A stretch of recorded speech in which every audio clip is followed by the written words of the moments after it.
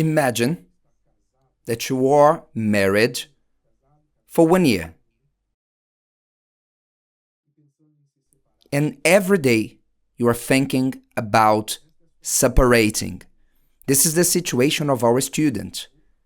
He got married 1 year ago, and every day he thinks about separating. You understand now?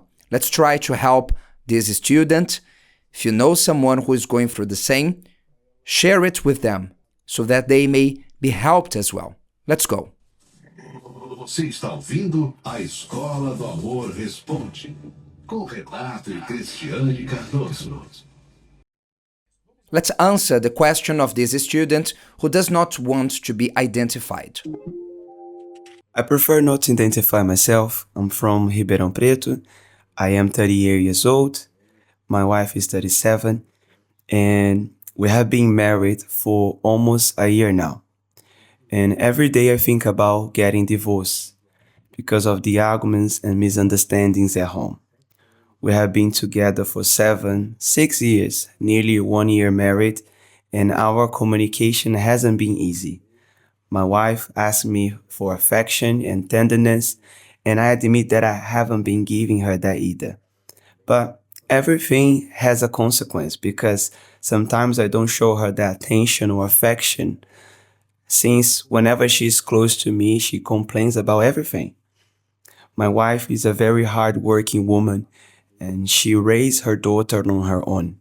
But living together as we do now, I have noticed that I have been somewhat pushed aside when it comes to raising the girl. And our intimate life has also become very slow. Sometimes throughout the whole month, we are intimate only twice. She has many health problems, and I have neglected this emotional side of my life a lot, to be honest, because this was already showing signs while we were dating. And even so, I went ahead and married her. And every day I have the thought about getting divorced, even more so when I hear on the church channels how important life as a couple is, how we must prepare ourselves. And I didn't prepare. And now I'm paying a very high price at home. Indeed, when someone gets married but is unprepared, they will suffer later. It's always best to do the preventional work than the remedial work. But student, pay attention.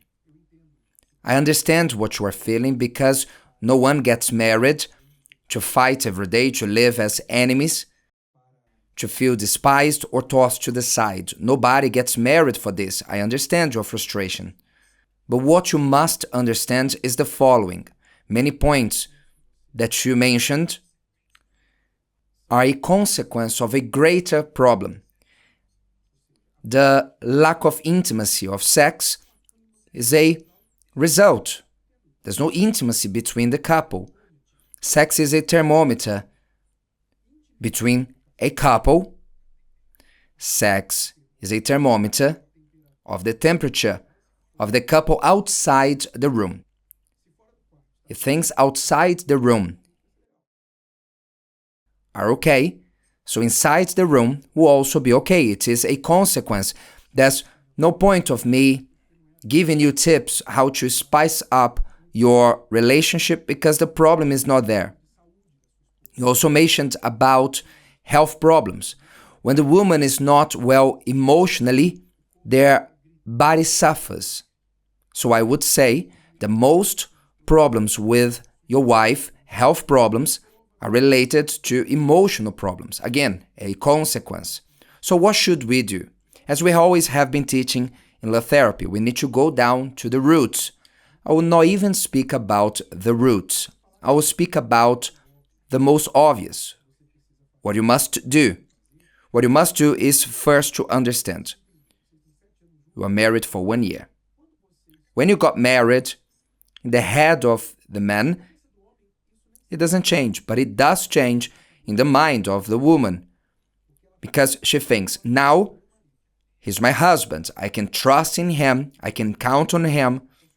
He's exclusively mine. He's my protector, my carer, my companion. So when a woman gets married, her expectations about marriage are very high. When a man gets married, usually, do they expect to have a wife? Of course, as you said, from the man point of view, they expect the physical, sexual point. As you mentioned, the lack of intimacy. But usually, man demands himself on the financial side.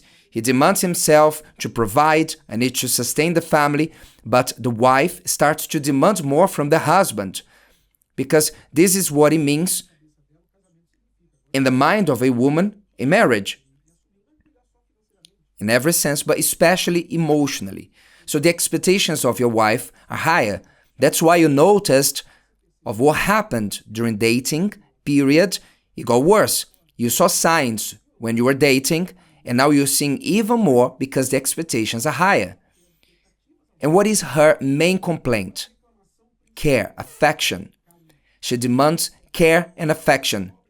I suspect that you haven't read the Bulletproof Marriage book, because if you have read it, you would have understood this basic need of women, affection. You also have yours. As you are asking the question, I need to answer you. Women have a basic need to feel valued, special, exclusive in the life of the man, because he is the hero in her life, and you cannot change that. Therefore, as we mentioned in the book, what should you do about a basic need, whether for a man, a woman, or a pet? What do you do with a basic need of a living creature, even of a plant? You don't argue with it. You simply supply it. Because to argue about it is irrational. It's the same as fighting someone because they are thirsty or hungry. No need to fight. You need to give them water, food. Your wife is hungry for affection and attention. What should you do? You should tackle the greatest problem.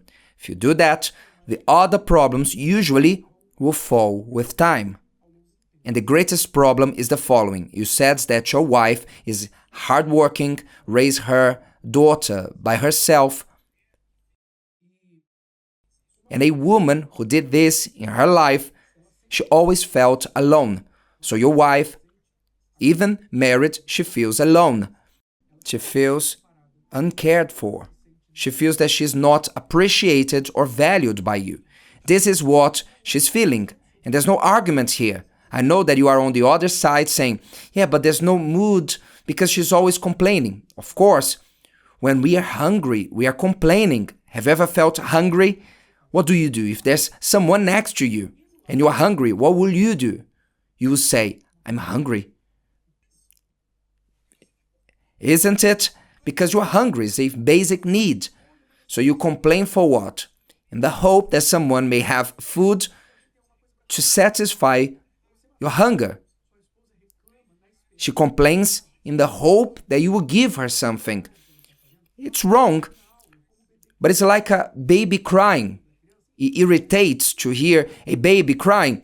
Yes, but you need to do something. Change the nappies or give them food. So your wife is complaining because she's not appreciated, not valued. She's needy for attention. So what should you do?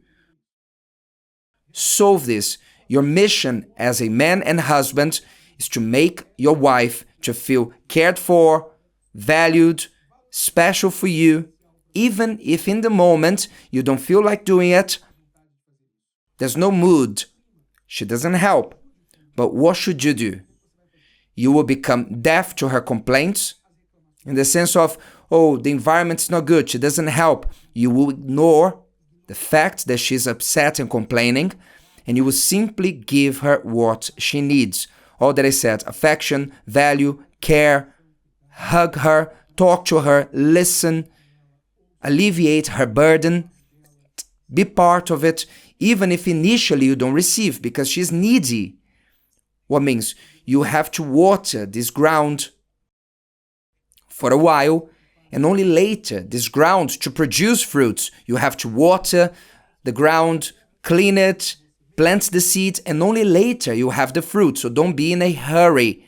Oh, I made a compliment yesterday and today she's still cold. Certainly, it's been a while that there's a drought between the both of you in your marriage. So go on, continue watering this ground. When you do this, you realize that with time, the other problems will start to disappear. And you will have a woman with her guard down for you to solve the problems that will come later. Is that okay? So I suggest to you to read the book Bulletproof Marriage 2.0, that you may go to Love Therapy in Rio Preto. There's Love Therapy there for you to start fighting. Even if she doesn't go by yourself to learn to be the husband that your wife needs. And when she sees the change in you, she will desire to follow you to the seminars. And this Thursday, Cristiane and I will be here at the Temple of Solomon, especially speaking about betrayal, taking care of those who suffered with betrayal and those who committed a betrayal. And those who repent and want to change, they want to recover their marriage after a betrayal. Celso Garcia at the Temple of Solomon. Everybody's welcome, and the seminar is for free. See you then. Bye-bye. That's it. You don't argue about basic needs. You supply it. As long as you don't do it, as long as you don't satiate the hunger of the person, you cannot talk about anything. For instance, what paint are you going to use to cover the walls of your house? As long as the person is hungry, there's no conversation. Satiate the hunger, and after you can talk about what color or a wallpaper, if you're going to bring the house down, without problem. But hungry, you cannot talk about anything. Here's a tip. God bless you, and share it with someone who needs to hear it.